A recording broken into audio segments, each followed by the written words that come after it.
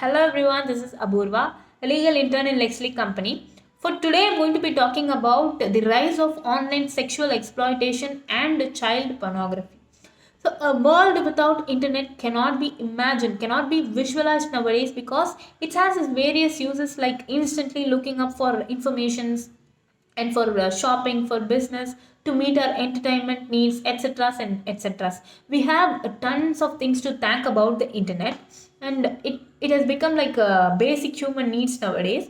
And everything has its own advantages and disadvantages. Likewise, internet also has its advantages side as well as some of its dark sides, like the internet platforms are gradually become a drag for cyber crimes. So now, what is sexual exploitation of children? The UN defines that as the utilization of children for sexual purposes in exchange for cash or in kind of favors between a customer, intermediary, or agent who benefit from the trade of children for these purposes.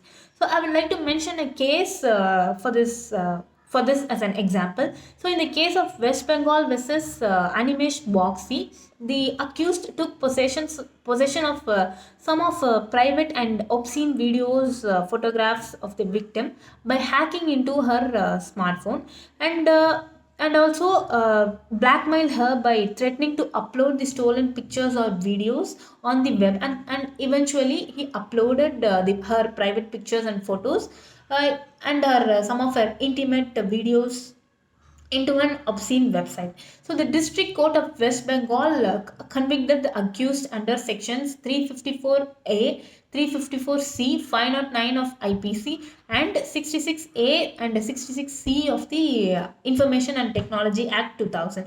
The court held that the offence under section 354D of the Indian Penal Code is proved as the victim was not only stalked online but also have been suffering from virtual rape every time a user of the openly accessible global website viewed the video or the photograph. The court commented that deterrence was one of the prime considerations for convicting the accused, and an inadequate sentence would do more harm than justice because it would undermine public confidence in the seriousness of the issues. So now, what is child pornography? Child pornography is, according to the Ministry of Women and Child Development, it is defined as any visual depiction of sexually explicit conduct involving a child, which incorporates photographs, videos, digital or computer generated image indistinguishable from an actual child, a picture created, adapted or modified but appear to depict a child.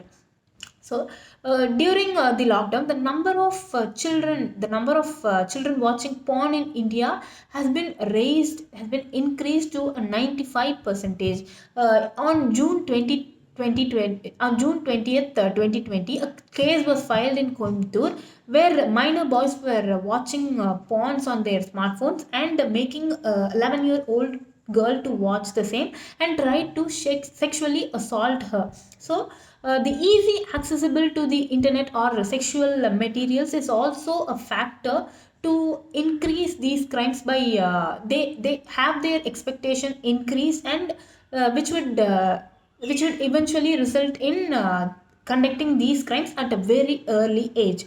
So, to prevent any crime in the society, there must be strict laws, penal provisions, and strict implementation of the laws to prevent these situations. The expansion of internet technology and its uses need to be supervised under some restrictions.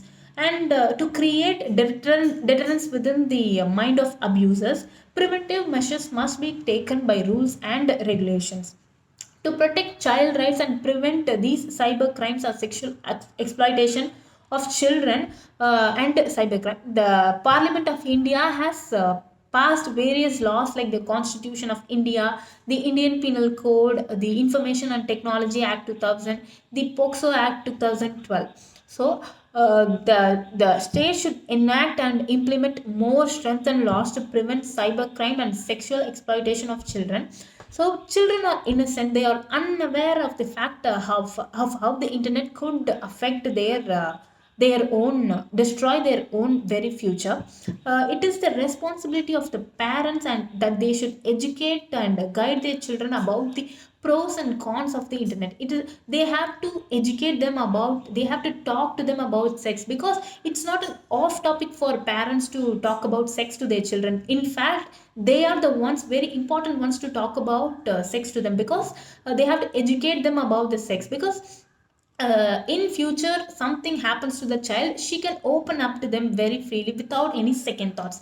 And obviously the teachers, the schools and colleges has to educate on sexual education, because by classes or campaigns, workshops, etc.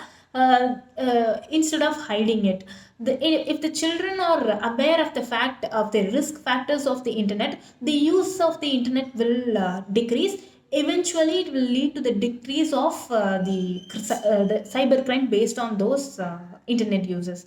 So that's it for today. Thank you. Please subscribe to our channel. If you like my video, please like the like button and subscribe, because you'll be notified with our new videos and new updates in our channel. Thank you.